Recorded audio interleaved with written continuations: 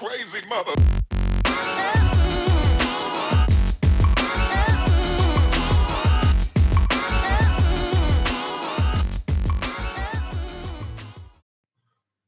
Wonderful, everyone. Welcome to the NattFitness podcast. I'm your host, Nicholas Natt, and I am a man who wears many hats: author, athlete, entrepreneur, gym owner, as well as overall health and performance evangelist. And I'm excited to talk to you today about my guest right here. But before then, consider yourselves very lucky because this show and this podcast is really about seeking to elevate and focusing on transformation. So if you consider yourself an evangelist or a seeker of health transformation as well as strategy, you guys are tuned into the right place. And not only are you going to be able to hear from me, but you're going to be able to hear from one of the best out there making it happen. So without wasting any time, I want to dive in and be able to introduce you to this gentleman that you're watching right here. With Just a Dream in his mid-20s, early 20s, he actually started out here in Denver, Colorado, and knowing his passion for music as well as performance and many other things, he ventured out with a goal, not much in his pocket, to make it out to Los Angeles, and quickly, using his many talents in acting, modeling, and music, he's able to find a name for himself, starting from the bare scratch. And being able to do that, he has produced an enormous amount of tracks, such as I'm Lost and Roller Coaster, to name just a couple.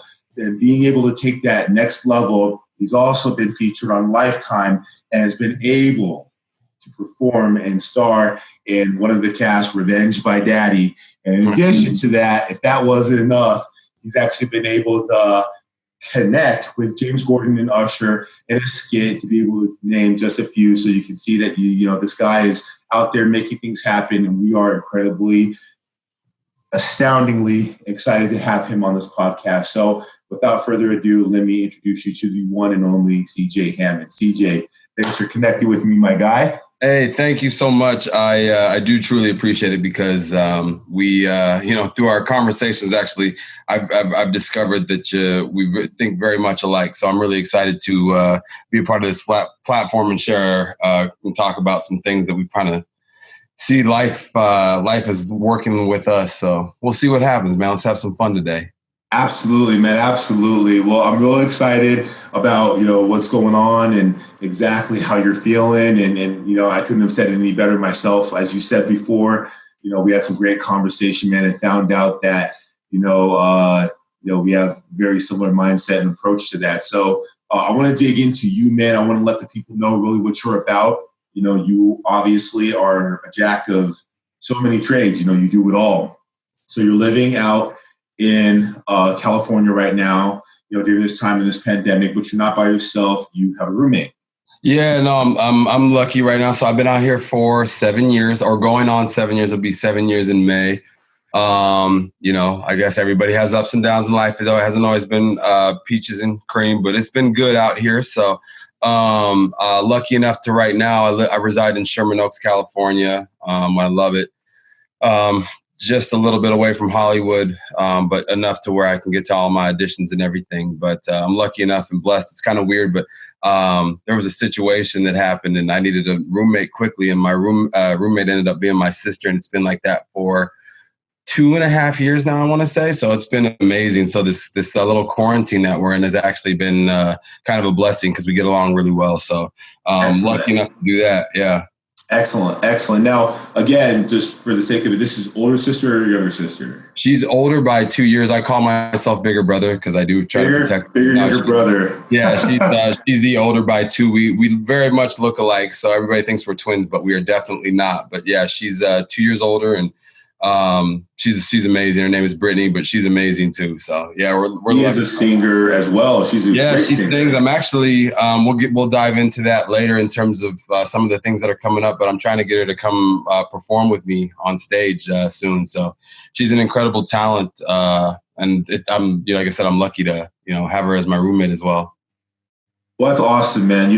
One of the things that I want to get a chance to talk about is basically what's happening in this coronavirus and things like that. And we'll dive into that in a second. But, having a chance to talk with you and connect with you on just some of the things that really you have armed yourself with and that make up the kind of person that you are, being self-development, having somebody like a family member that has a very close response. You guys have very close rapport, strong rapport, things like that. But in addition to that, also having somebody who's out there and understands what it is you're actually trying to do. Not just from an understanding like, oh, that's CJ the singer, that's CJ the actor, that's CJ who models, but having somebody who understands the level of ambition, what's required, and supports you in that.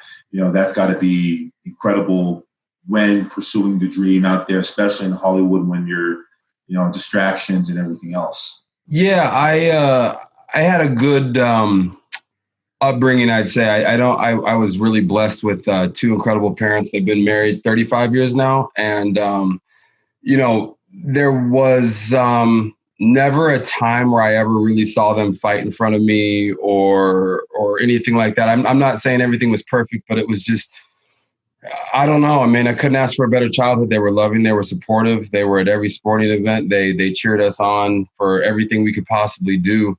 And we kind of have that, like, Brady Bunch family in the sense of like, we all get along, we have like little tips, but they're kind of silly, but we all get along and we all have this tremendous sense of love. And I think that has helped me out here because I think if I didn't have the strong foundation that I have, and I'm by no means perfect, but I could easily get in a lot of trouble out here.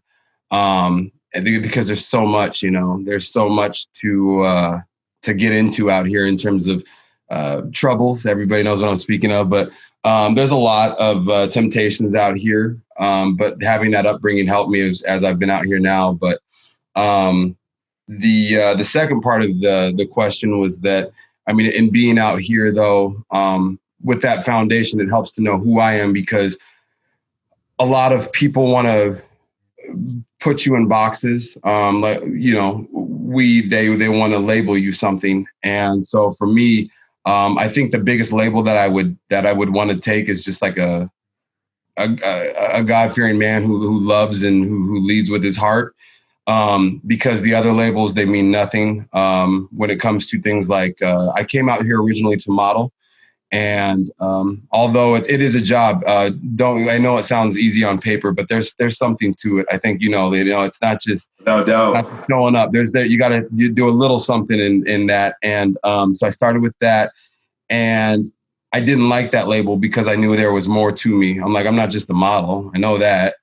And I was like, well, what else is there out there? So I started doing commercials. And then it was like, oh, you're just a commercial actor. And like, no, I want to do film. And so I started doing, movies. But I knew I could sing. And I mean, I was always doing Instagram stuff, but like everybody wants to label you stuff. So now as I've gotten closer into heavily being predominantly music at the moment, it's been really hard to shake those labels of people because when you come out with stuff, they really don't know how to take it. They might accept it, but it's hard. It doesn't register with the brain. So those labels that you talked about, they've been, I don't know, a motivation for me, if anything, though, because I always wake up, if you want to label me something, I'm going to show you I'm not. Other than, like I said, the one that I previously stated about the big overall meaning of life. Everything else is just something I love to do with passion. So those labels don't mean anything, but I think that people quickly want to put you in a box out here. And this is life in general, this is anybody anywhere, but especially out here because it helps because you are literally a prop to some people. They need to use you for a role. They need to see you like this. They need to see you like that. So yeah, man, having that strong upbringing has helped me to not want to be just labeled as this or that and to keep pushing for more. Like I want to be a philanthropist, and so I do little things that are getting me towards that goal. But yeah, man, that foundation of family was everything in getting me to the point where I'm at mentally, where I think like that. Well, I think it speaks volumes. I mean, obviously, again, like you said, you're a jack of all trades, and I want to cover some things in music, but I want to drop this in because of what you just said, that you consider yourself already a giver, already a servant. And that's really what the essence of a philanthropist does. It's just that individual might, take a platform and be able to affect, a population of the masses, but you're already doing that. You're, a big brother to many, right? Fill me in about what exactly it is you do, why you bonded with kids, why you chose kids. I mean, you have such a big heart. You spend time. These people look up to you. You're able to have influence on their lives and pass along a lot of these values that were given. Why is that so important for you? And what would you say is important as a society about what it is you do? So I will break it down very easily, and I'll be very real. I was actually like, I've always, my mom and my dad are big inspirations to me, obviously, but my mom, she worked at Denver Health Medical Center for, I think 40 years, maybe a little bit less, but like she's like the most giving, selfless person. And it's just something that like, I have this like huge sense of empathy and or sympathy for people. And that I know that I can help. So I was in a bit of a depression and I was trying to get out of my own funk. And, you know, it just so happened that fate ran into me. And one of my friends offered me this chance to become basically what amounts to a big brother. It's a program called Engage the Vision. And we work with third, fourth, and fifth graders that are at disadvantaged schools, I'd say. Just disadvantaged in the sense they don't have all the materials that some other schools have. But still they have all the heart, the love, and the care that any other kid would have, but they just don't have a lot of the opportunities. So I started with this program. And so every Friday, obviously with things being the way they are with coronavirus, it can't happen, but started doing this program every Friday where we just get to, basically we're teaching the kids values. That's all it really is. It's the simple things like manners but we teach them things like meditation. Why that's so important to resetting your clock. And you can't ever tell what a kid's picking up and what they're not in terms of what information they're retaining. So there are days where I feel like I'm talking to a wall, but then 3 weeks later, they'll say something or repeat something back to me and be like, I did that because of you, Mr. CJ. And I'm like, what? Like that, it makes me feel good because I know that what each and every one of those guys in there is trying to instill is something that will serve them later on in life to be a very valuable skill for humanity, not for necessarily a career all the time, but just principles that humanity should probably follow to best make this world a better place, I guess you'd say. Absolutely. No, I love it, man. You know, it ties into one of the things I want to talk about next in terms of self-development.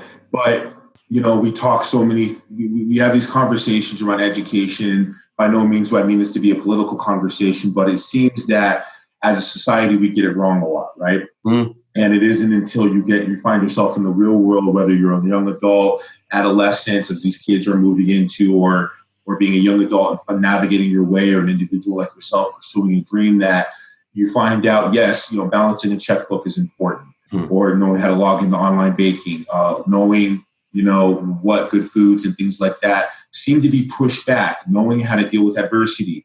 They seem to be pushed, you know, on the offside, or learning how to open up and how to convey your emotions. Those things become so crucial that if we don't have the skills, or we're never taught that again as kids, or we don't give that back to kids, then we become adults equipped without tools, and you know how that ends up, right? Because experiences become the best teacher. And it's not that we can't, you know, arm ourselves, but the bigger issue to that is that a lot of people begin making those same mistakes. And sometimes those mistakes have a very compound or a very vast effect. So I think what you're doing is great, man. And to build on that, you know, you yourself are a student. You practice these things, and you're not just someone, you know, standing in front of these kids and giving information and giving advice and listening to their thoughts, but you actually live this. You said that, you know, yourself, you begin to talk to these kids about meditation. Well, one of the things that allows someone to be an effective leader is that they have once themselves followed, they live that life, and you talked about that with your family. But that hasn't stopped since then. You lead with passion. You're a practitioner of yoga. You do meditation, and you even talk about some of these books or different quotes. You know, James Allen quote, I'll let you share that one, which is your favorite quote. But some of these people who are in the online space who've been around for so long, and now they're just populating online, such as, you know, Les Brown, Tony Robbins, Eric Thomas. You know, I posted the video that you and I talked about, about him connecting with the school. You actually had it on your feed when I was doing some research. So, you even talked about Judah Smith, Pastor Judah Smith. So tell me about your life as a whole in terms of self-development, and what does self-development do for you? But why would you recommend any tool that you use or have become equipped to the people as a mass? Why would you recommend that? What does that do for you? Self-development for me is first and foremost, it's every day. I think that if you're one of the things that I do that makes me be efficient with self-development in terms of I think that I do progress forward would be that I have time at the end of the day to reflect. I think that I try to more days than not have at least a couple minutes before I close my eyes and, before prayer where I recount the things I did. Could I have done them better? Could I have done this better? And, sometimes it's a black hole of then you just go down a slippery slope, but I try to keep my mind and really assess my day. But, the practice of actually, becoming a person of self-discipline and things like that, that was something that was like, it came from sports. All the things that I do now in terms of, dedication and practice and stuff. I do think that, the older I get, I watch far less sports. I still am a fan, but I follow it far less like religiously. But a lot of the things that I learned from sports, I was the biggest sports fan. And I played every sport, football, baseball, basketball. I played football, baseball in college. And the way that your brain starts to compute into forming habits and routines and schedules and discipline on the days that you don't feel like doing it or the days you feel like skipping where you can't because you are tied to a mission or teammates or something like that provides a lot of help down the road. I find personally that when I've got no cheerleader other than my family or whoever it is, I got to do this for me. All right. Mm-hmm. I got to get this done. I got to stay on task for me or for my family, because I want to be a provider for my family. I want to take care of my parents. I want to take care of, I want to do those things. So everything in that's led up to now has led me to be a person where I'm constantly trying to seek material that will spark something in me. And these days, we've talked about this, it can be highly oversaturated, but to still keep your ear open at all moments, because you don't know what's going to click in your brain that didn't click in someone else's or vice versa. Like I will listen to nuggets in people's conversations from afar. And like, I'm the kind of guy that's always, I see everything. I might not say much, but I see everything. So I like to observe, but reflection time has then led me to a lot of reading. Everybody, I think that I wasn't a big reader, but I'm a bigger reader now. Audiobooks and things on the daily, just to keep my mind centered around something that's going to make me better tomorrow. And I think that's hard. I think a lot of the days, sometimes you really only move like this much. And then you look back 6 months later and you realize you've made this much progress. And even though you've made this much progress, you wanted to make this much. So, and you have to be happy with this and realize that you can continue to grow. So all of that has been a big thing for me in terms of that. But, just in that mindset of continuing to move forward. I love that. I love the piece that you mentioned about recognition. It's really about perspective. You gave the notion that you have to basically live with intention and practice and do these things that are going to give you this monumental, this incremental change, and it'd be weeks and weeks, but over a longer period, that does stack up. And I think that, the perspective on that is the shift that, it needs to be ongoing in debt. I think it was a quote by J.J. Watt, and he said that success isn't owned, it's leased. And rent is due every day, right? And so it's that incremental position that eventually makes this change. And I think that, again, for instance, any form of success, in your case, being out in Hollywood and LA and making it, right? From the outside looking in, you obviously being in and looking out, is that it's one moment. It happens fast. And if it doesn't happen like that, then I think people get, discouraged. And so saying what you're saying is revealing. And it's a hard time because, again, the image from the outside with anything is like, oh, this person did it in one time. I know we had a conversation about bodybuilding. You were saying that Phil Heath was your guy, right? Like Phil Heath was my dude. Sure. You know, his career has been remarkable. You know, 7-time Mr. Olympia, you know, victor of all the shows, and definitely an icon to the sport. But I think a lot of people can get misconstrued because they call him the gift. And it's not that he hasn't worked hard, but he is a blessed genetics person. And, you know, for somebody to go and have the kind of success fast that he had is so different. And it's easy to compare yourself to someone like that and become discouraged. Whereas you go look at some of the other greats and they'll tell you it's been a long, continuous, consistent, dedicated version of hard work. And you got to pay that. And if you don't, where are you going to end up? I think that, you know, we had that spark on that conversation where I think the people that I get along with best are the people that realize that, like, that something must, like, practice is not something you can loathe it some days, I guess, but you must continue. Like, I'm not speaking in a way of my ego, but I think that and I have only been, quote unquote, you know, marginally successful. I've been lucky to do some things, but I'm working towards being the best. But right now, if people look back, they're like, you've come so far, but for me, it's this. But the thing is I have practiced hours upon hours at, whether it be in acting class, in taking vocal lessons, in just vocal lessons by myself, running my scales every single day, being in the studio every single day. Like right now, I'm in a writing camp that's going on 8 weeks when there's nothing going on to become a better songwriter. And this was the offer was given to me, but nobody said, you should do this. You should go do this. The fact is, the people that I'm writing with now are like, why are you even doing that? We're banging out amazing stuff.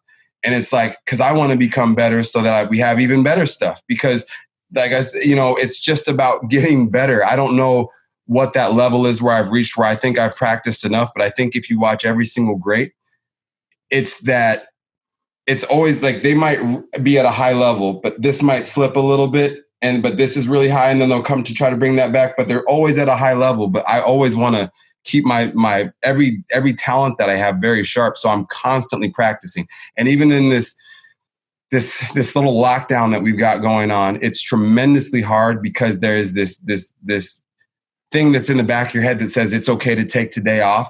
Too many of those days in a row, you will start to form the habit of, now I can take this off, I can do that. So I might have a rest day, like today's a rest day for me. But I don't stop practice, like 6 days a week in terms of mentally, physically, you know, in every single way. Spiritually, I will keep crafting this thing, you know. So it's an important thing that I think people in Instagram's day and age, I post a music video, I get mad love.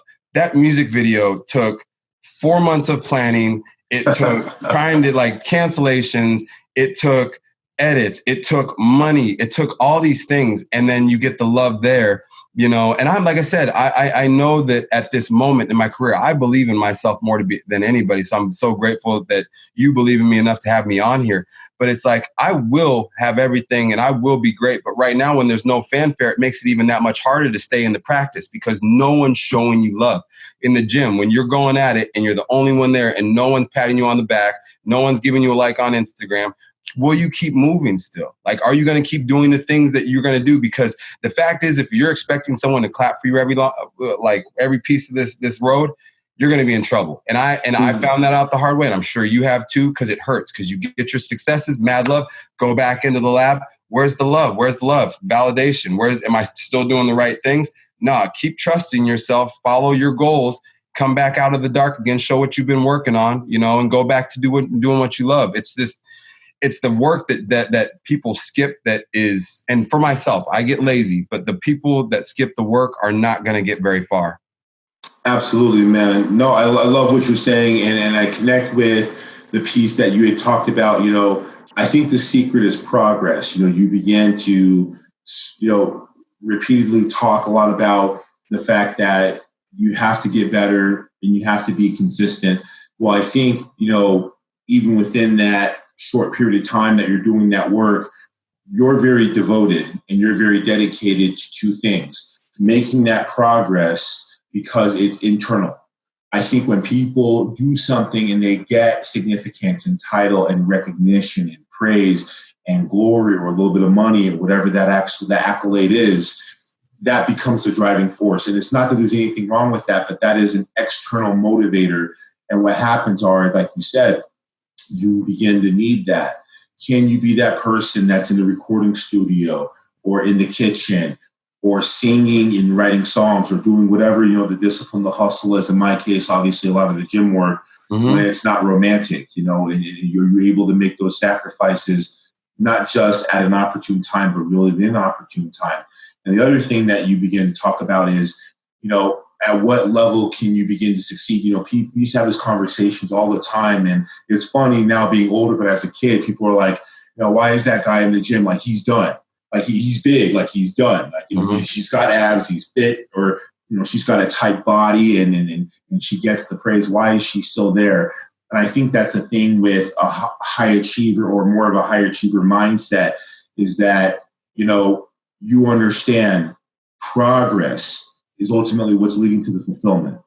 The act of getting better is what's nurturing to you. The fact that you can produce a video and go back months down the road, having acquired new skill sets from, like you were saying, the songwriting, is what's going to allow you to see an innovative video. And I think the people who do pay attention are going to recognize that, but that's for you. That's for you, right? And it's that level of no matter how much recognition or success, you're never too far from that. I mean, I might butcher the quote, but I think it's, never let a loss get to your heart, but never let a win get to your head. And if you're able to stay neutral and reminded of whatever that internal reason is, then great. We talked about the Hollywood effect. And I think that, what's a better time and a better person to talk about it than someone as yourself who's beginning to see some very high magnitude success. And it's this. What would you say to people out there busting their butt for whatever position they're trying to achieve or attain and ascend to? And what would you say to those people in regard to the Hollywood effect? And the Hollywood effect is this. People will work incredibly hard at mastering a skill set, finally see some sort of recognition and quote unquote make it. And then for whatever reason, they begin to stop. They begin to get comfortable. They begin to not be as diligent as they were at the very thing that made them get there and then begin to slowly decline. What are your thoughts and message to people out there in the grind right now? I would say this as a person who I've had, I came out here to do, it's that, I think if you remember this, because I'll say something first to go back on some missteps that I took early on, that the finish line is always moving. There is no finish line to life. There are things that you can check off, but there is no finish line, because when you attain something, if that's the only thing that you set your goal on and then you're there, you're going to become very, very unhappy. So I certainly hope you don't make that your master, just make it a motivator. But I know this, it's that when I first came out here, to me, this is where I used the motivation of other people. I moved out here and I was like, I'm going to model, right? I'm going to model. And they're like, okay, all right, good luck with that, right? Whatever. And then I got my first thing and I was like, I did it. And I'm like, okay, well, that only netted me, some thousands of dollars, not that many, but a couple $1,000s. And now what? Can you live off that? And saying that you did an ad that was seen everywhere, that now it doesn't get seen anywhere. Okay. And then I got a commercial and it was a national commercial and I was in it for 0.2 seconds, but I was getting paid well. And I decided to get a car, right? So that was my thing. And then that car got wrecked and I was left with nothing but so these accolades that I'm going for, they have to serve a bigger purpose. And for me, that Hollywood effect of, letting things get to your head, I think that's where my faith comes in, because I am such a strong believer in God and the ways that he's shaped and wrapped his hands around me in my life and protected me at moments and showed me things and given me a great understanding of why he didn't give me certain things when I thought I was ready and vice versa. Because simply put, if I was ready for it, I would have it, because that's the kind of God I believe in. But he's showing me things. He's teaching me valuable lessons. And if you have that kind of mind frame that life is bigger than because I don't know how I could say I've made it ever. In terms of, people might give me that accolade, but I could be one day I'll be a better father. I'll be a better husband. I'll be a mentor to more kids. I'll try to help more people. So I've been guilty of it, bro. I've been very, I've had moments where it seems like every new mountain brings a new valley as well that I have to go through. So like, I come off the high of something and then you go dark for a while and you have to figure out, what your next move is to make it and come up with new creative stuff to come out with, music, film, TV, whatever it is. But I've been guilty of it, but I can tell you that if you have a higher purpose than just yourself, that will never really be a thing. That won't be an issue. No, I love that. I love, the intention of not just leveraging your faith and having something that you believe in, but also the mindset and how that helps you through the bad times, right? Because it's so easy as people, whatever it is we're achieving, when we see success from that, right? To be happy, to be fulfilled, or to receive the glory, or to even bust your butt and have that pay off. And again, that's the whole purpose of setting these intentions. But it's peculiar because the reality of looking at somebody and seeing this gradual growth in whatever form of their life, we oftentimes don't get that behind the scenes look, and we misconstrue and think that there's some divinity behind that because this person just touches and it just turns to gold. And even if that is what the projection is, like you had mentioned on social media, which is very easily recognized as just having, a person of success, and whatever they touch is going to bloom and they're going to fortify and have vitality.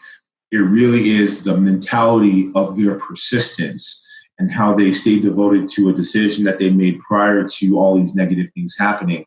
And I want to address the coronavirus because I think it's a perfect time. But even going into that, I probably say this at least every episode, but, it's real. My favorite quote is by MLK, and he said that the ultimate measure of man is not where he or she stands in moments of comfort and convenience, but where they stand at times of challenge and controversy.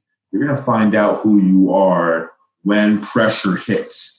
And I want to address this coronavirus because, CJ, you're an individual out there making things happen. And a lot of what you do is based on you being able to connect with other people. I want to bring up your friend Mark here in a second and talk about music and how, you got your start from being able to do a demo, for Sam Smith. But at the same time, you're supposed to go out and connect with other people. Whether it's producers or whether it's these kids you're working with or whether it's going out and being fit. And now we're on lockdown.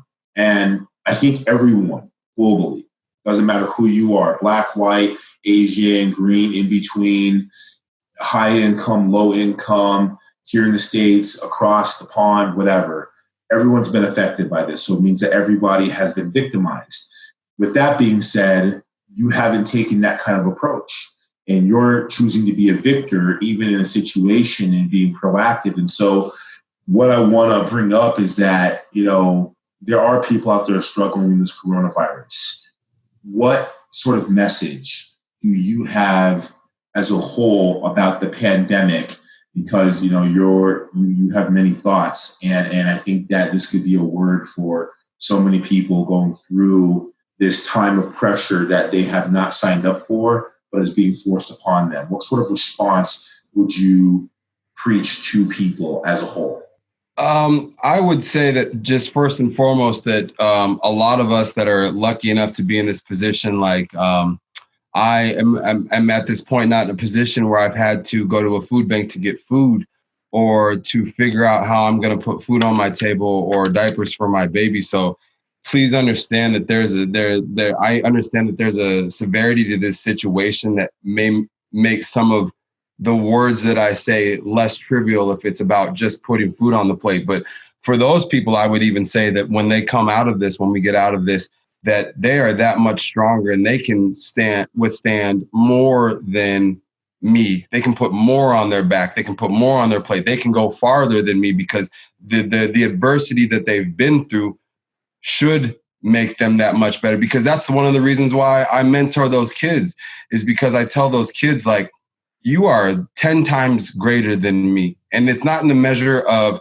better than. I'm just telling you, you have 10 times more strength than me because you guys are growing up in a situation that's 10 times harder than me. Like, single parent homes and not enough food on the plate, same clothes every day. You are going to be better than me. So these people, right now in the coronavirus situation, for a lot of us, if you're on Instagram getting to read memes and laugh, it's not hurting you. It's not. The only thing that it might hurt is that you're going to get lazy or out of shape, or, maybe some, it's very serious things like maybe a little, some depression or some anxiety and things like that. But I think that, if like for the most people like that, I think people that are going to get to view this, a lot of that demographic would fall in the realm of, we're all hurting, but I think it's a different way than like life and death situations. Some of us are, we're just like, what do I do? Like, I don't know what to do. So I think for those people, it's really just getting mentally tough, which is an easy thing to say, but the practice of it would then be mentally tough. I would take this time, if anybody, this huge social reset we have, to start finding practices that truly benefit your life. Like, you have time. You've always wanted time to do meditation. You've always wanted time to do yoga. You've always wanted time. At no other time, like, God forbid that hopefully this doesn't come back around in December or we see a respike or whatever. But at no other time in our human lives, or that anybody is aware of, have we ever had a pause like this. And it would seem highly advantageous to do a lot of the things that you've been putting off for a long time.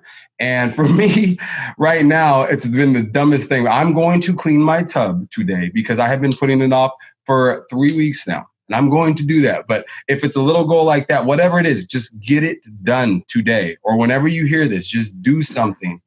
Because I think a lot of us, this pandemic has awakened us to show us that the fragility of life as you start to see these staggering numbers. But we're not directly affected. So if you're not directly affected, please take this time to stay at home and better yourself in whatever avenue. Maybe you want to become a better drawer. Maybe you want to take a master class online. Do that. But in these, because I feel like a lot of the states are getting sort of close to reopening, but realize if you have something that you want to do, please take this time to do it, because at no other time in our lives, hopefully, will we have this time where we have this much pause, where everybody's paused like this. What would you say, CJ, because, a lot of the conversation that, we're seeing from my point of view on social media is that people are, confiding in the same message that you are, and they're adopting a mentality of victor, and, they're asking themselves a proactive question on purpose, but they're aware of they're asking themselves. So therefore, how it's being received from God, the universe, whatever the name that you want to give, the power is empowering people to take advantage of the situation. And these are, people who've lost their jobs, their businesses have gone under. I can understand how that feels. There are even people who might not have had the resources that they were planning on from the government, and somehow they'll be able to navigate that. But then you have this other side. You have this other side of individuals and people who are hurting. They haven't received their stimulus check, or maybe they're in a position where they're not getting as much unemployment, or they're not getting unemployment at all. I know that here in Colorado, Monday, entrepreneurs, people who've been self-employed, can just now apply. And they're willing to pay back, but they haven't received that cash flow. And so I say that because you have these people out there who are experiencing this. And it's not for those people, but it's for that demographic of people who have said, all hope is lost. Even if there's ambiguity behind that phrase, they're arbitrarily saying it. That is the thing that they've taken.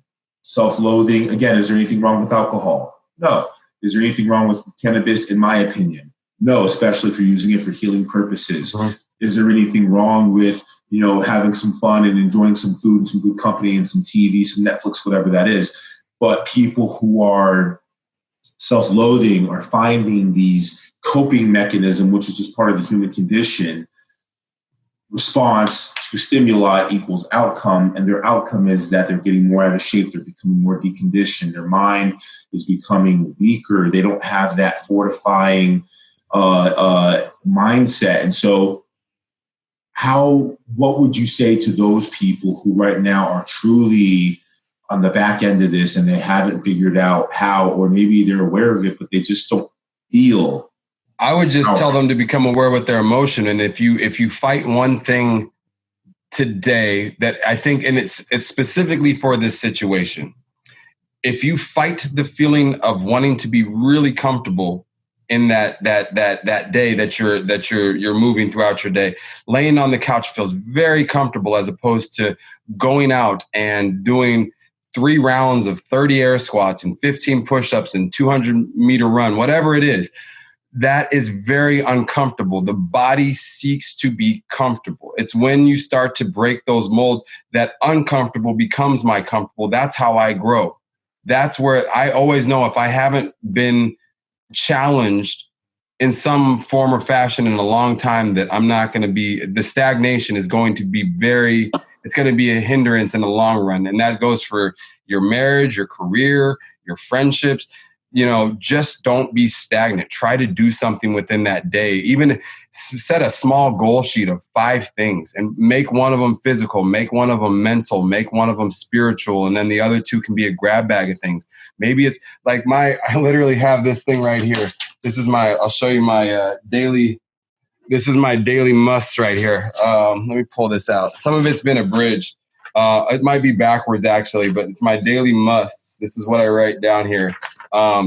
45 minutes of some sort of physical activity, read at least 15 pages of a book, practice at least 10 minutes of vocals, spend at least 15 minutes cleaning, need to read daily devotional from that day, need to spend 15 minutes practicing memorization technique, write 5 gratitudes for the day, 15 minutes positive visualizations. Like is that from just you made that just in this pandemic, or is that something? No, that's something. So that's why it served me such a good tool, because this has been before. This was something that I was doing before that, but it's just something I'm just, in terms of reference, it wouldn't be a terrible idea. I'm no doctorate of how to break the mind, but I just know what works for me. So I think that, things like that give me a task sheet for the day certainly help me. And, on that, there's been some things that have changed around with that list specifically, like right now I can get more than 10 minutes of vocals and, stuff like that. But I try to stay on that.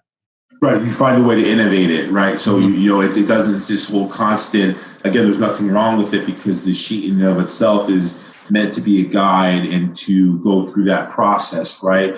But it helps you navigate, it helps keep you consistent. But at the end, like you said, being in the pandemic, you can pivot certain things. Okay, so I like that message. You have these people who are in this, negative position, whether they're aware of it or not. And what you're telling people is, tune into the feeling.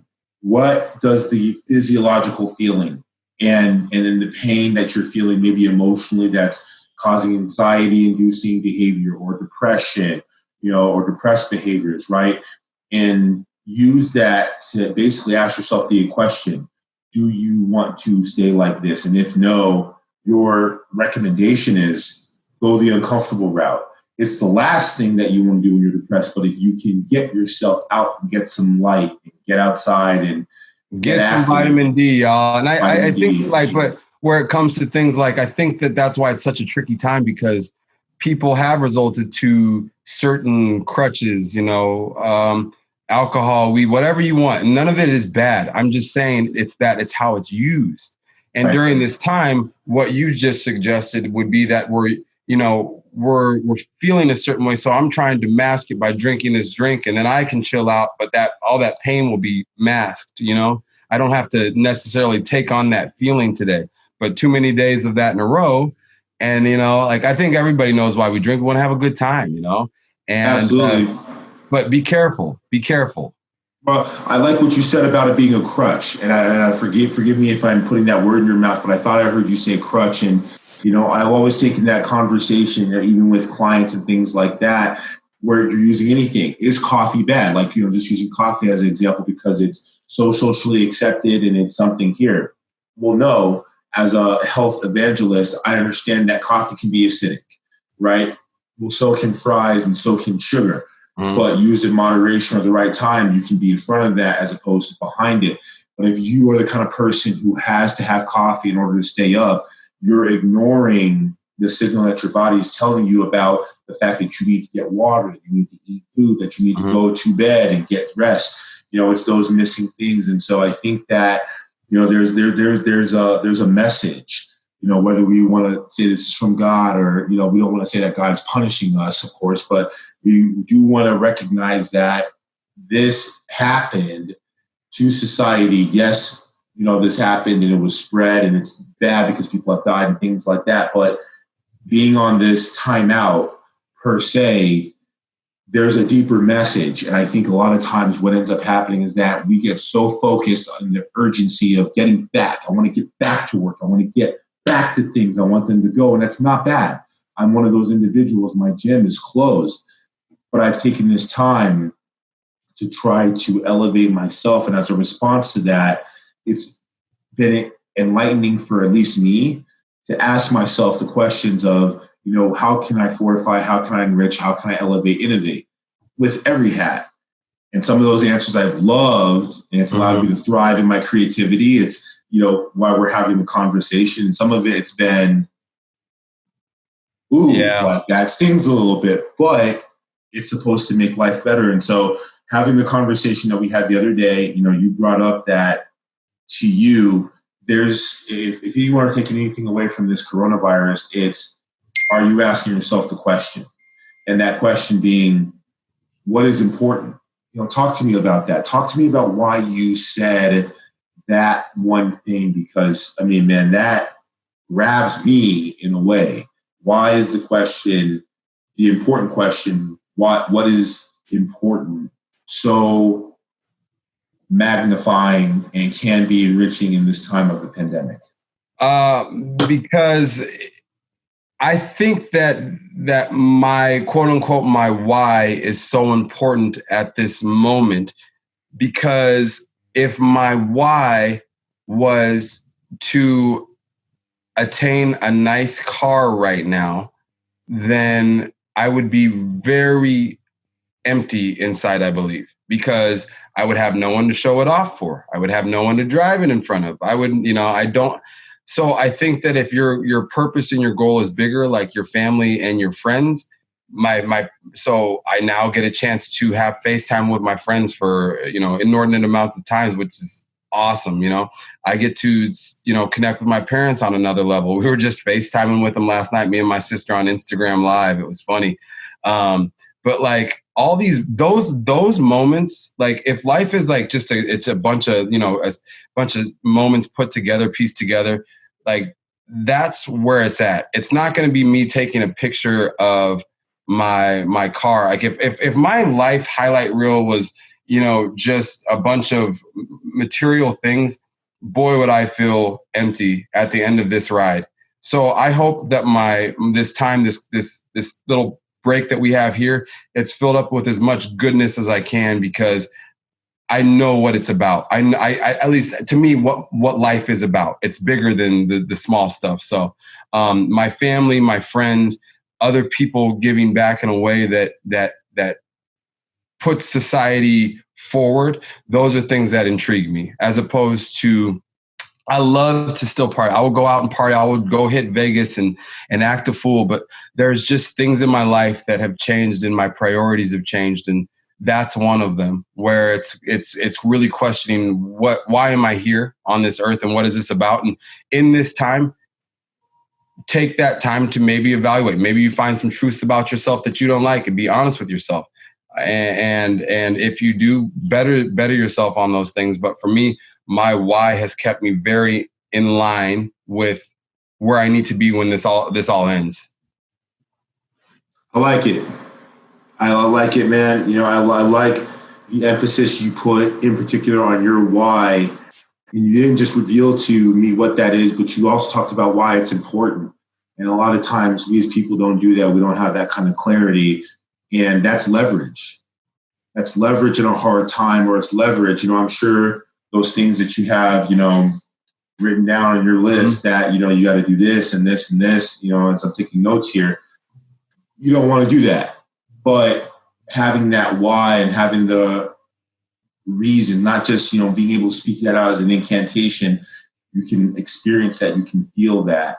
And it sounds like you've chosen gratitude, man. That's what it is. Yeah, and I'll be honest too. Having my sister here has been awesome too, because the days I don't want to work out, the accountability there has been incredible. She's a trainer at Orange Theory, and she's been awesome at like we both kind of just like look at each other on days like, oh, let's do the workout. So that's been another really good bonus in terms of this quarantine, of how we've chose to handle it. We haven't really argued. We've just, let's work out. You need time, go do your thing. I'll do mine. How you doing? Check in with each other. But she's been great to keep my head on straight too. I want to make sure that we get an opportunity to ask the last couple questions, which are sort of native to this podcast. But I know that, we've taken quite a few times. So before getting to that, can you explain in the, the most efficient and effective way possible, sort of this highlight reel, this kind of experience between, the fact that you started off, younger, and even, I think it was the fourth grade, you were in all city choir. Yeah. So that you've always been a singer, your dad was a singer, and it seems like it's been in the family, your grandfather as well. And so naturally the gift has found its way in the bloodstream. But talk to me about this. Again, you had mentioned prior, you started off with, being a model, and then acting coach came into the way, and, this music happened. From the outside looking in, especially listening to your songs, I would think that, music has been the grind and nonstop and go, and this just sort of happened its way in the Margaritaville story. So fill me in about that, man. All right. So basically my music career has been literally, we're just over a year now. April 2nd would technically be the first day I met Mark. But we've only been working on music for about 9 months. And the way it came about is I was auditioning for a play out in New York called Escape to Margaritaville. That's what it was. And I needed a piano player. And I really, other than singing on Instagram, like things that I liked to sing, I really wasn't singing. Like I didn't do anything at all. And I guess it was always in the back of my head, like how cool would that be?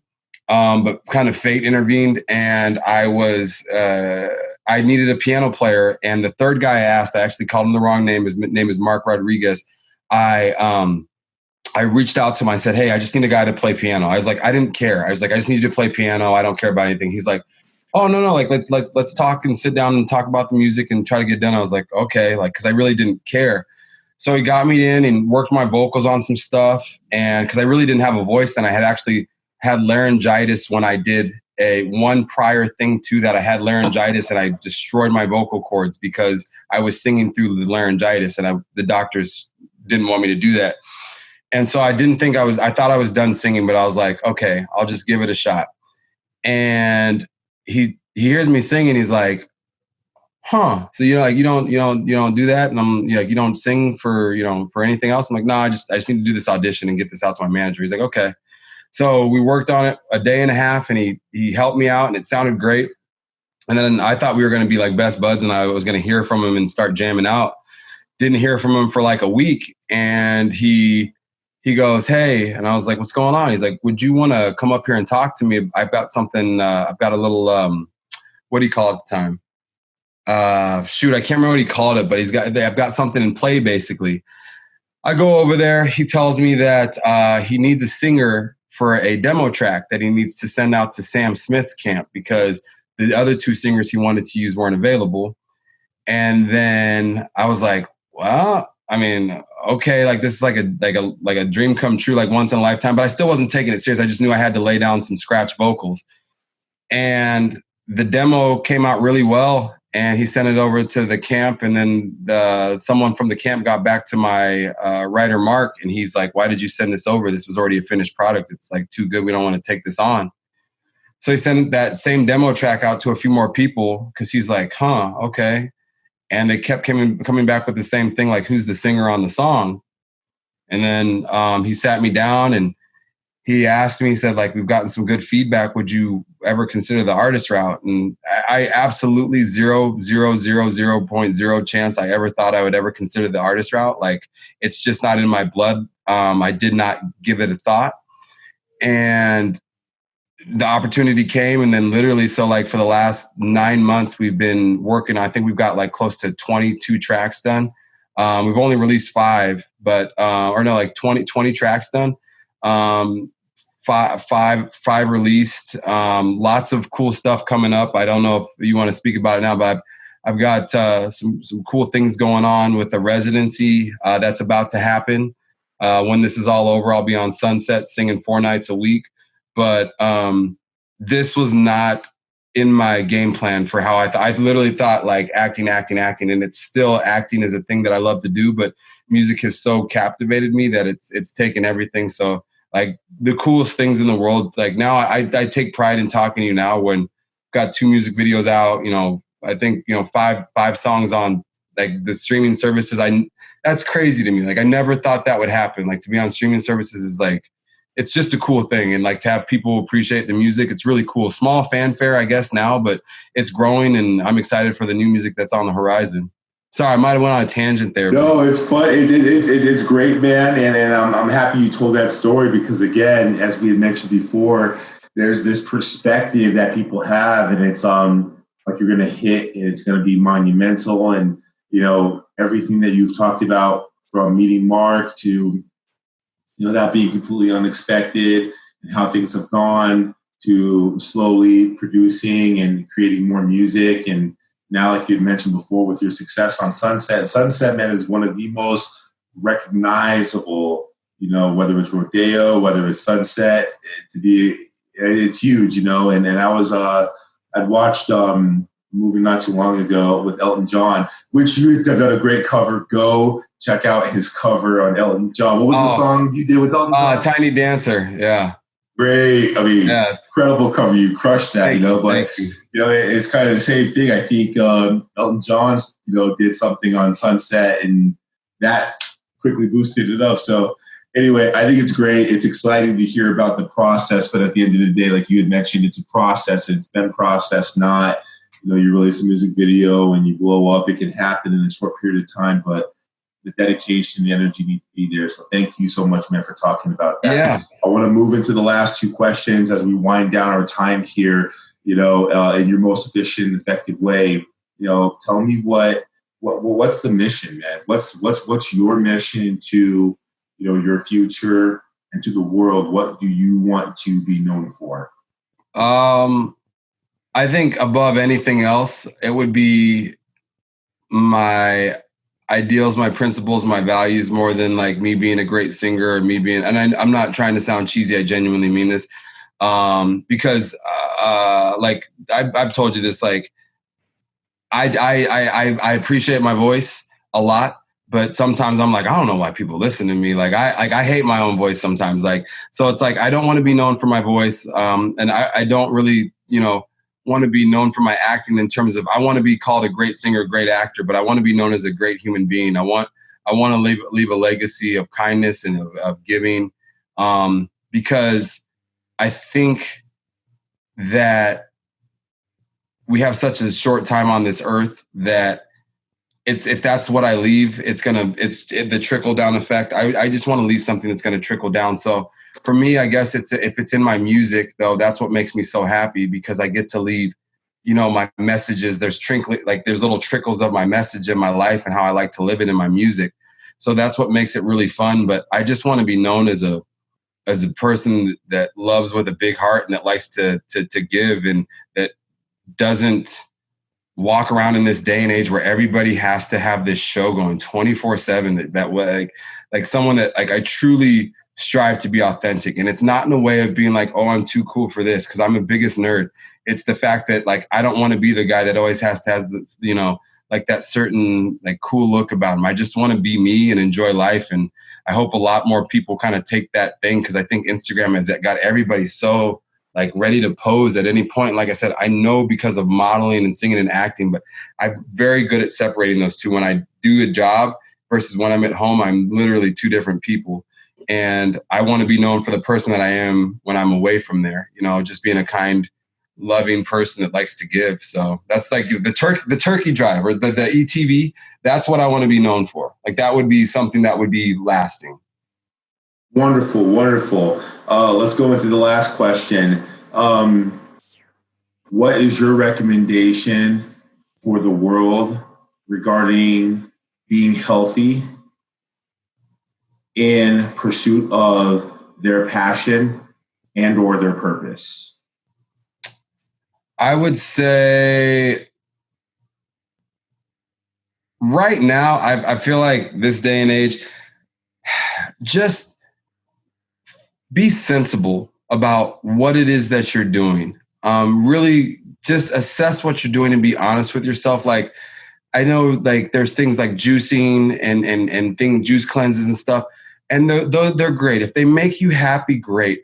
But the building blocks, the basic foundations that have been here since the beginning of time would be the things that I invest in, just eating really, really well. And that means, for me, I'm a vegetarian now, which is I never thought I would be, but I am. I'm a vegetarian, so I've been meatless 6 months now, which is weird.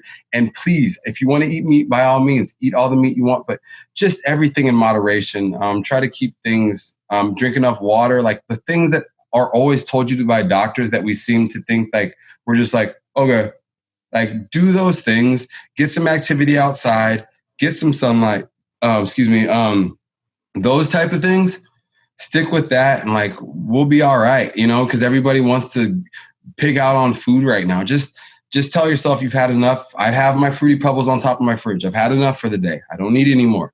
Just be a little bit more disciplined and stick to the building blocks, and you'll be fine. I love it.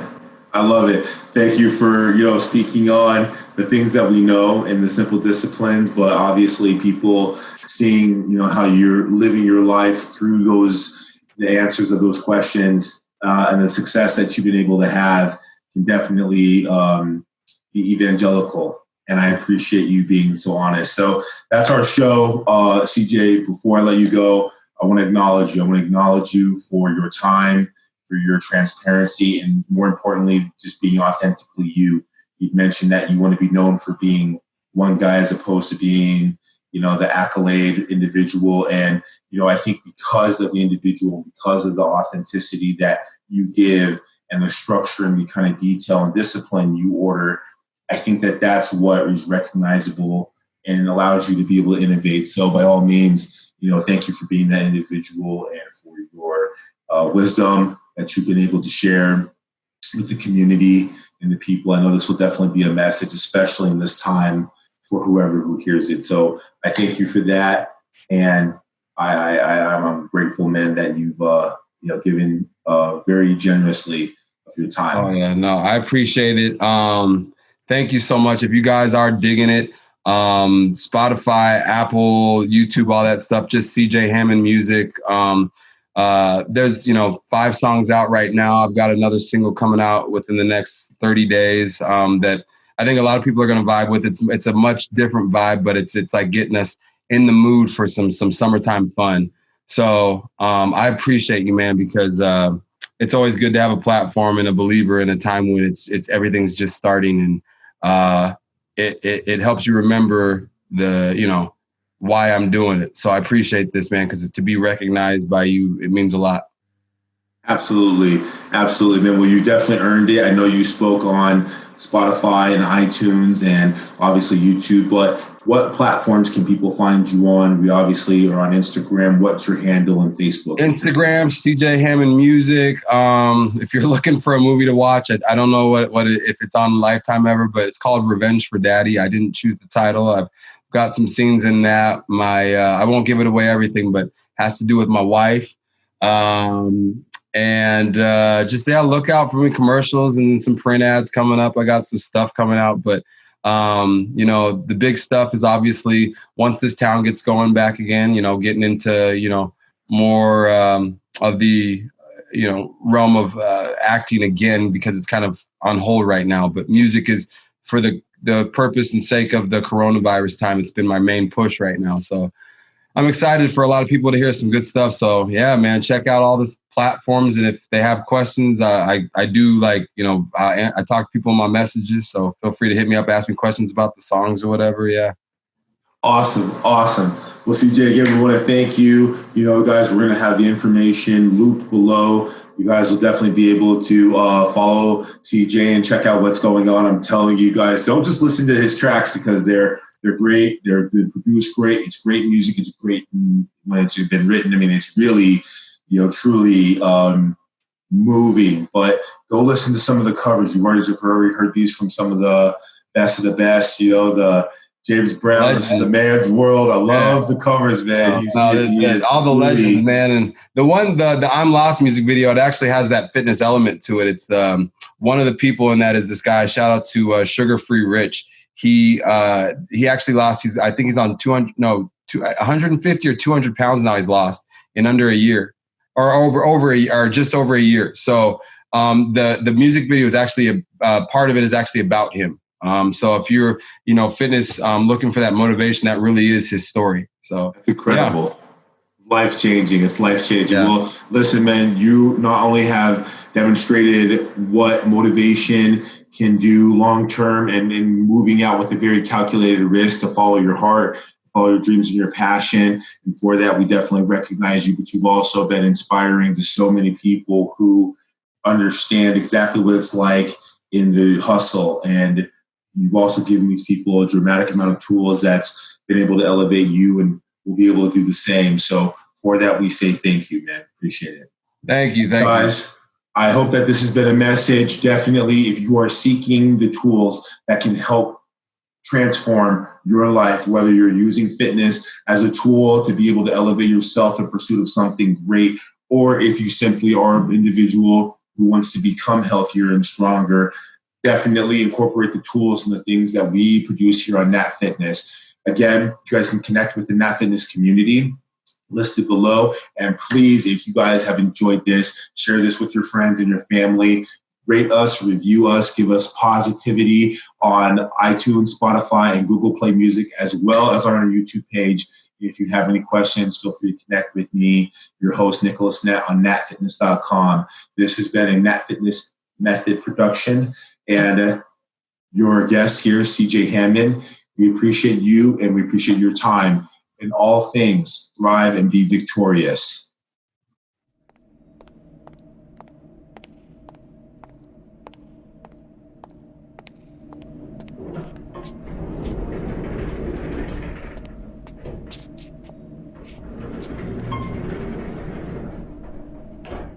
There's so many rivers I've cried, I'm lost. No one knows the price it's cost. There's so many rivers I've cried, I'm lost. Treading water with arms so heavy. My dreams fly so high, but life's unsteady. I've been searching, oh, can you hear me? I've been hurting, oh, can you heal me? There's so many rivers I've cried, I'm lost. No one knows the price it's cost. There's so many rivers I've cried. There's so many rivers I've cried. I'm tossing and turning with eyes so heavy. The fire is burning, my hands are steady. Is there a place for my head to rest? Is there a place for my weary head to rest? There's so many rivers I've cried, no one knows the price it's cost. There's so many rivers I've cried.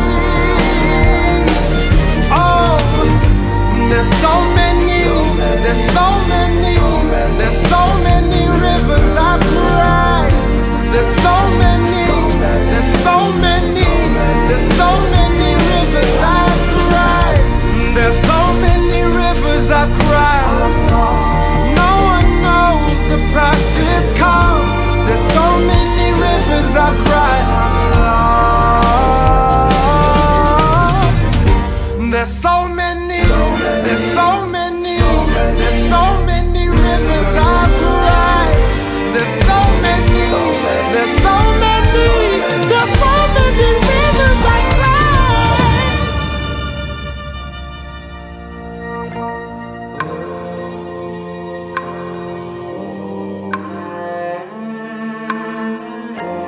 I'm not alone. You're not alone. There's so many rivers we've cried, we're lost. No one knows the price it's cost. There's so many rivers. There's so many rivers we've cried.